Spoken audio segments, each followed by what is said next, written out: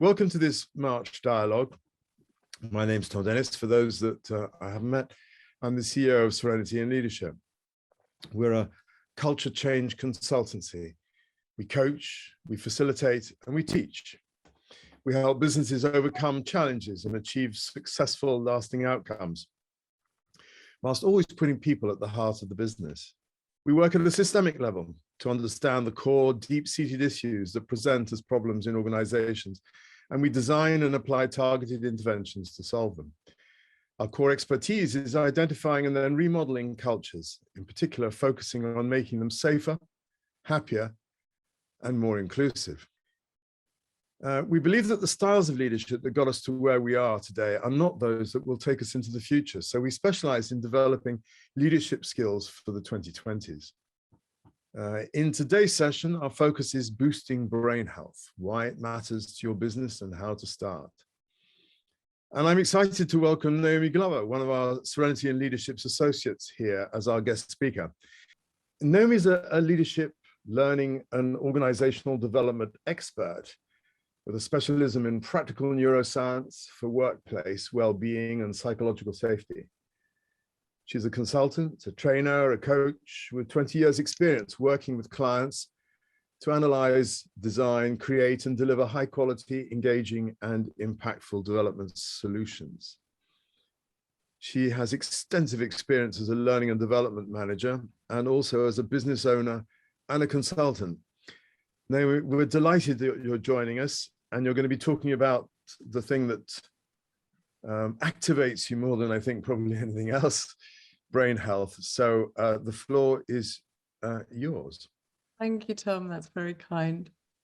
So thank you so much for having me. It's a real pleasure to be here, and it's really quite exciting. And Tom's absolutely right. Brain health is something that I get really quite excited about, and I think there's a few reasons for that, some of which I'll be able to share in this really short period that we're speaking. Now, I did I've thought about sharing some slides with you, and then I realized that if I shared slides, I would want to show you loads of pictures of brains and talk about anatomy and give you loads of statistics. I thought, no, let's just not go there. So hopefully I'm safer without the slides, and I'll just be able to share the really applicable stuff, the stuff that I think is most engaging. So I suppose my first question to you is, how much do you know about your brain? And I'm often, well, continually surprised at how little we all know about our brains. And before I studied neuroscience, I knew very little about the brain as well. I had a long interest in it, but I didn't really know very much about it. And actually, the research has changed so much in the last 20 years, or even less, 10 years, that if you did know something about it 20 years ago, it might well be completely out of date. So if you think a minute about your brain health, it's something that most people don't tend to think about, in my experience. But I wonder if you think about your brain now and how it's functioning, how do you feel it's functioning now compared to, say, 5 years ago?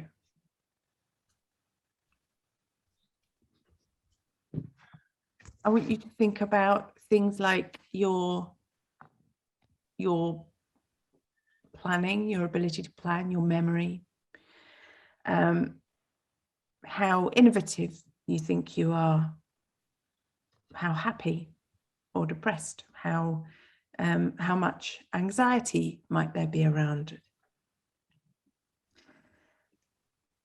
And when you consider what your brain was like 10 years ago, what do you imagine your brain will be like in 10 years' time? Do you ever think about it? Have you ever considered what your brain might be like in 10 years' time or 20 years' time or 30 years' time. And again, I think few people think about it, and you tend not to think about it until you're faced with it, I think, in my experience. And so when my father developed Alzheimer's, I was faced with it in quite a dramatic way. And it was a real struggle to see him go through that, to see him experience what he did during that time, and to see him deteriorate. But he really maintained a lot of who he was for a long time. And I put that down to a lot of his fitness and how he was throughout life. He was very engaging and very engaged with life. And then a couple of years ago, I started noticing problems with my memory and problems with my cognitive function. And I wasn't thinking as clearly. I wasn't planning as well. I was easily distracted. I would get confused about things. And it was starting to get quite impactful. And that sent me quite quickly to the research about brain health. And so having discovered this sense of brain health, I've now discovered that you can do a great deal about it. Much more than anybody really realizes. So there's a sense in most people of thinking about dementia as being something that's inevitable, being the memory loss is something that automatically happens, and it happens as an inevitable part of aging. And that's absolutely categorically not true. And it's something that we very much need to get over. And so there are some fascinating pieces of research now, some fascinating studies that demonstrate just how impactful it could be if we all focus more on proactively working on our brain health. And so there's been a brilliant study looking at brain health, finding that it can reduce depression by 60%. It can reduce stress by 40%, and reasoning can improve by 60%. So you've got, and I had to throw some statistics in there because I can't resist. But would you even know what brain health was? So the World Health Organization defines it like this. They talk about good brain health as being a state in which every individual can realize their own abilities, they can optimize their cognitive, emotional, behavioral function, and they can cope with life situations. So that using all of those faculties that you have, your behavior, your emotions, your psychological well-being, and that can keep you going right the way through life. And that's important because we're living longer than ever, but our brain health is not keeping up with our longevity. So you've got this difference between lifespan and brain health span. And what we don't want is to be living into our 90s, but with a brain that's stopped working in our 70s. And yet, when I speak to people who have been diagnosed with cognitive impairments, or with people who have significant problems with neurodivergence, or people who have experienced brain fog as a result of COVID, or as a result of menopause, or as a result of anything else that can cause brain fog, and there's a lot of them, in terms of mental health issues and other hormonal things. When I speak to them, they often have no sense that they can proactively improve or regain that function, or that there are so many things that they could do that would impact on it. And so the Royal Society for Public Health recently put out this plea for people to focus more on brain health, because people find it a much more compelling concept as a broader concept than mental health, less stigmatized because it's biological, but also, so it's something that you can really explain to people, and there's increasing research to suggest that it can help prevent things like dementia. So at least 40% of dementia cases could be prevented with a focus on brain health. And there's 12 lifestyle factors that are modifiable. The risk is absolutely modifiable and linked to 40% of dementia cases. And feasibly, even more dementia cases could be reduced if we focus on brain health, and we do it proactively. And it's not just about reducing the risk of dementia, although that's, I think, quite an important thing. It's also important to think about how we function throughout life. So don't you want to be functioning at your best? Don't you want to be able to be innovative and planning and strategic and able to communicate? And all of those capacities can be increased and, again, developed. So one thing that I'd like to introduce to you is this concept of being able to actually measure your brain health. And there are now sites that you can go to get a sense of where you are now. And then there's a whole host of things that we can do together to improve your brain health, improve your function, improve your cognition. But also, I think there's a very large part to play in organizations. And organizations are typically not well informed about brain health. And also they have, so they're doing things which are actually counterproductive. So we know that workplaces, for example, often send out job applications, job descriptions for people, and they ask for multitasking. And I did a search yesterday and found over 3,000 job descriptions talking about we want people who can multitask. Well, multitasking is actually the opposite of what you want people to do if you want them to function well, because multitasking is almost toxic for your brain. So how am I for time, Tom? Sorry, I didn't catch what time we started. You've got a good 5 minutes. Oh, perfect. So so I think if the things to focus on are things like if organizations can improve mental health, which they're doing at the moment, they would do even better by focusing on brain health. And at the moment, you've got mental health first aiders. And again, we've got a problem with this in as much as first aid is just too late. First aid is absolutely, it's great to have it there at the last minute if we need it. But wouldn't it be better if we were being proactive? If we were making sure in advance that we have people performing at their best.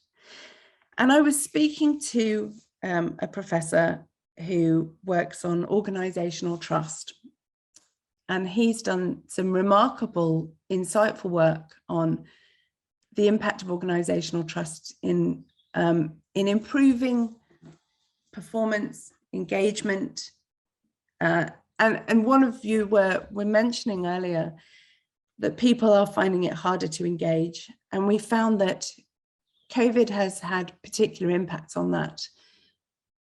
Not only are people less engaged, the anxiety levels have gone up, and suicide has gone up. All sorts of things have increased, depression, and people have experienced enormous amounts of loneliness. And we know, again, that loneliness can really impact on the brain. So if you're an organization and you've got now people returning from a a hybrid working environment. They've been working at home and they've been very lonely. As they return to the office, if they have felt lonely, their oxytocin in their brain will have reduced. And as they return to the office, they are likely to find it much harder to engage with others, much harder to spend time around others, harder to be closer to others, and they will feel less able to trust.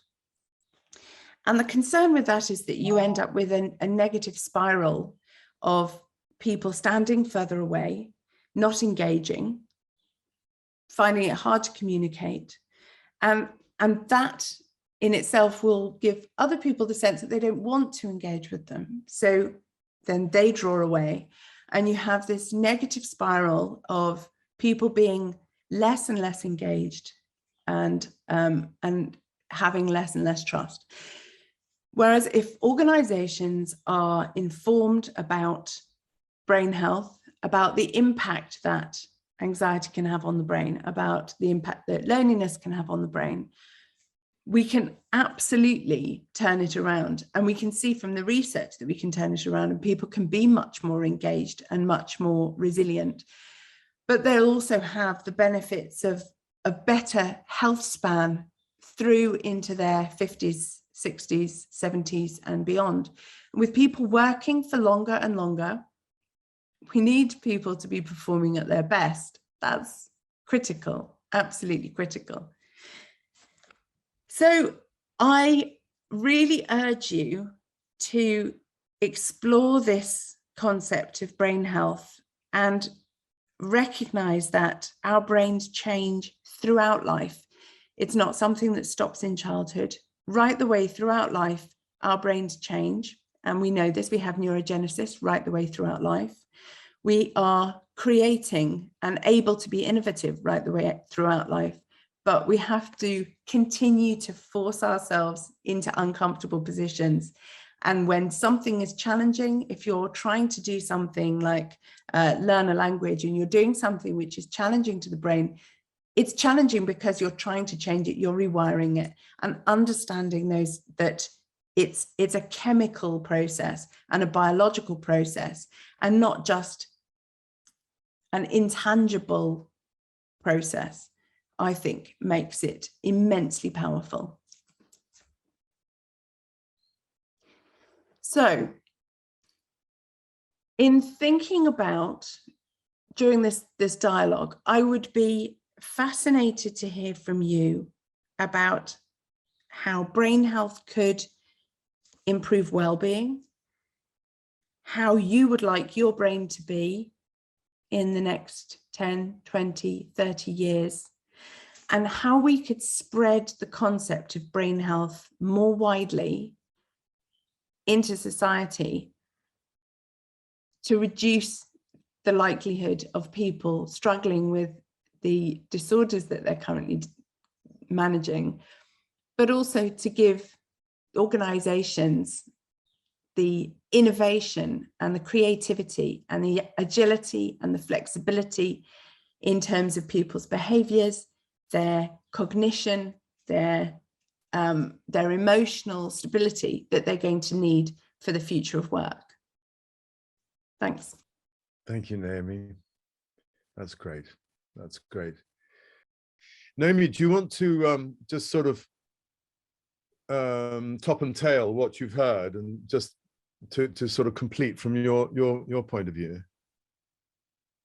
So it was absolutely fascinating to hear everybody's insights and concerns as well, because it's interesting to hear both perspectives always. And one of the things I think about improving your brain health is being open to feedback, being open to other people's ideas being different from your own, and being okay with that and questioning it rather than becoming defensive, which I think is the typical response from people often.